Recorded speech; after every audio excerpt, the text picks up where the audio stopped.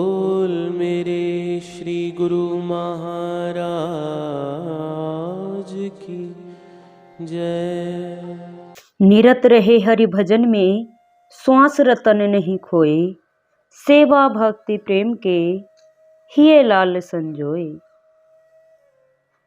भजन अभ्यास का अर्थ है मन को नाम सुमिरन में लगाकर समस्त विचार शक्ति को अपने इष्ट देव पर एकचित होकर केंद्रित करना। समस्त शांति व आनंद दिव्य नाम के सुमिरन में है, जो सद्गुरु असीम कृपा कर जिज्ञासु को बख्श देते हैं। सद्गुरु के आदेशानुसार भजन अभ्यास नाम सुमिरन करने से जीव निहाल हो जाता है।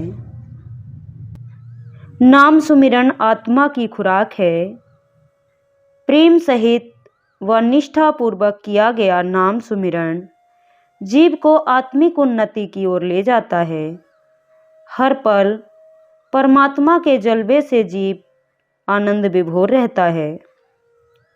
भजन अभ्यास नियम पूर्वक अथक परिश्रम व अटूट श्रद्धा के साथ किया जाना चाहिए। इसका अर्थ यह नहीं कि अपने कार्य व्यवहार छोड़ दो, अपितु कार्य व्यवहार करते हुए दिव्य नाम का सुमिरन प्रतिदिन नियम पूर्वक करना चाहिए, क्योंकि प्रमुख कर्तव्य तो जीवन का यही है।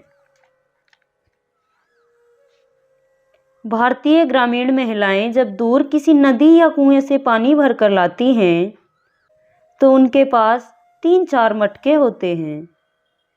वह सिर पर एक दूसरे पर रखकर ऊबड़ खाबड़ रास्तों पर बातें करती हुई चली आती हैं, किंतु उनका संतुलन कदापि नहीं बिगड़ता, चाहे वह चल रही हों या बातें कर रही हों।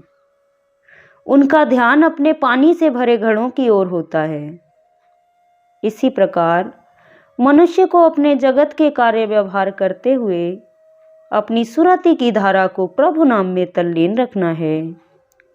खाते पीते सोते जागते अपनी लीव को सद्गुरु के बख्शे नाम में केंद्रित रखना है। भजन अभ्यास आत्म साक्षात्कार करने का निश्चित साधन है। इसके द्वारा चंचल अस्थिर स्वेच्छाचारी मन सहजता से नियंत्रित किया जा सकता है। बहिर्मुखी मन विषय भोगों से विमोहित हो ऐन्द्रिक उपभोगों में उलझा रहता है, किंतु भजन अभ्यास द्वारा प्रमादी मन स्थिर हो जाता है, वह परमात्मा के ध्यान में एकाग्र हो जाता है।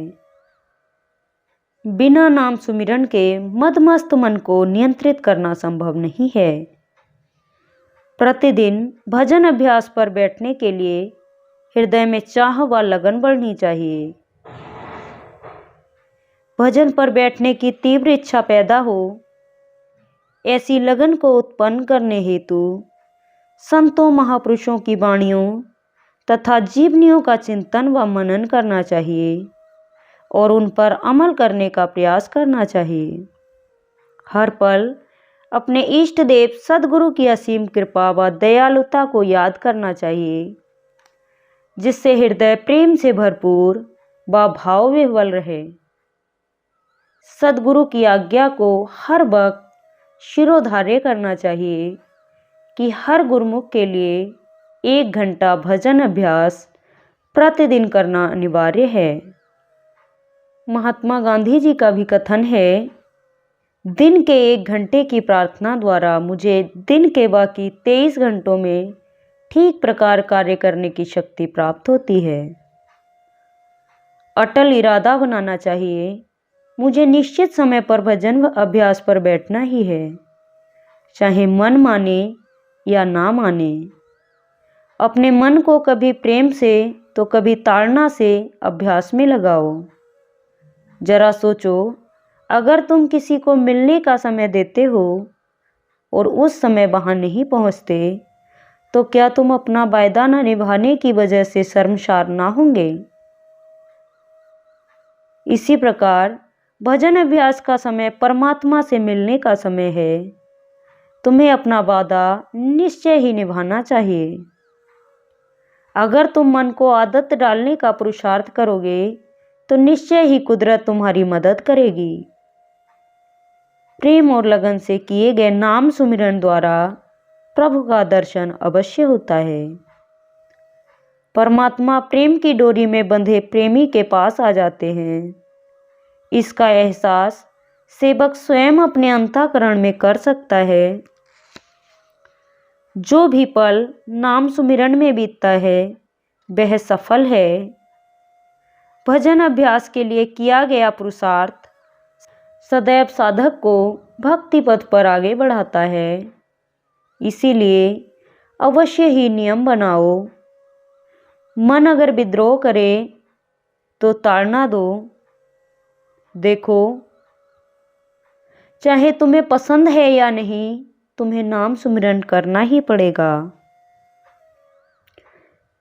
यह नियम मानना ही पड़ेगा। अगर तुम्हारा ऐसा अटल निश्चय होगा तो तुरंत ही वह समय आएगा जब तुम्हारा मन स्थिर हो जाएगा। एक ऐसा समय आएगा जब तुम बिना भजन अभ्यास के रह ही ना सकोगे।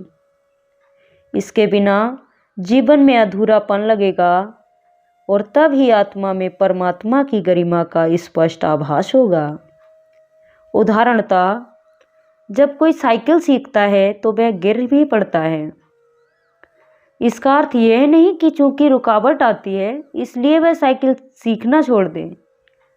इसी प्रकार बेशक तुम्हारे अभ्यास में बाधा आए, अटूट प्रयास करते चलो, निश्चय ही उस मंजिल तक पहुंच जाओगे जहां से फिर गिरना असंभव होगा। जब हम अभ्यास करते हैं हम अंतःकरण की गहराई में डूब जाते हैं। शीतलता व शांति से मन ओतप्रोत हो जाता है। नाम सुमिरन द्वारा उस विलक्षण आनंद व अखुट खजानों की प्राप्ति होती है जिसकी हम कल्पना ही नहीं कर सकते। नाम ही लोक तथा परलोक में संग सहाई है। यह कुदरत का अटल सिद्धांत है कि जीव सद्गुरु के बख्शे नाम की कमाई करके ही भव पार हो सकता है। इस कथा द्वारा हमें नाम की अमूल्यता का ज्ञान मिलता है। भक्त नामदेव जी के दिनों का एक प्रसंग है कि एक राजा प्रयागराज तीर्थ पर गया और वहाँ स्नान आदि करके अश्वमेध यज्ञ किया। अपने को सोने से तुलवाकर स्वर्ण दान किया। कई साधु ब्राह्मण दान लेने आए। राजा ने भक्त नामदेव को बुलवाकर कहा, अपने को सोने से तुलवाकर स्वर्ण दान किया। कई साधु ब्राह्मण दान लेने आए। राजा ने भक्त नामदेव को बुलवाकर कहा कि तुम भी कुछ सोना दान में ले आओ, क्योंकि ऐसे सुअवसर बार बार हाथ नहीं आते।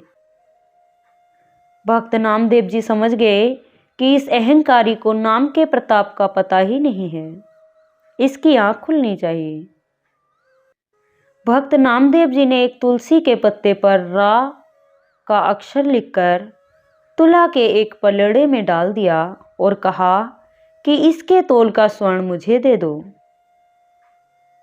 राजा ने यह सुनकर मन में सोचा कि इस उन्मत्त भक्त ने क्या मांगा। इस पत्ते के बराबर सोना देने में मेरा भी अपमान है। ऐसा विचार कर राजा ने भक्त से आग्रह किया कि तुम कुछ सोना तो अधिक ले लो, जिससे कुछ दिन तो तुम्हारे सुख से निकल जाएं। परंतु नामदेव जी उसे राम नाम की महिमा ही दर्शाना चाहते थे। अतः वह उस पत्ते के तोल से अधिक लेने को उद्यत न हुए।